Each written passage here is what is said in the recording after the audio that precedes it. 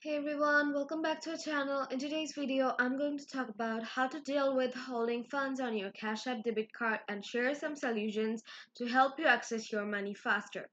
A hold on your Cash App Debit Card means that a certain amount of money is temporarily reserved or frozen. This can happen for several reasons such as pending transactions, security checks, or merchant authorizations.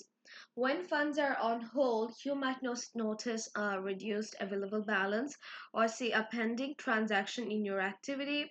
Holds typically last a few business days but can sometimes take longer depending on the situation.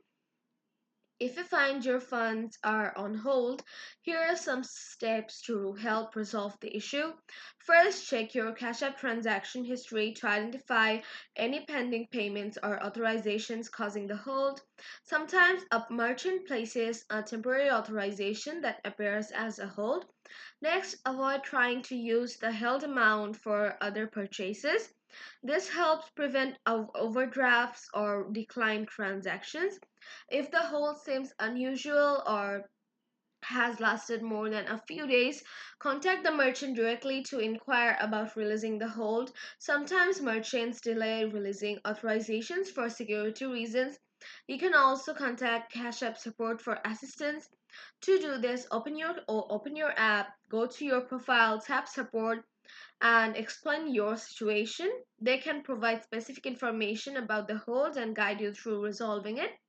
In some cases, deleting and re-adding your debit card in the app can help refresh your account status, but only do this if advised by Cash App support.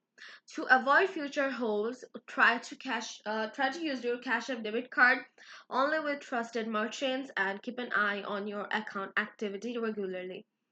This was it for today's video. If you found this video helpful, don't forget to like and subscribe and ring the bell. Thank you so much.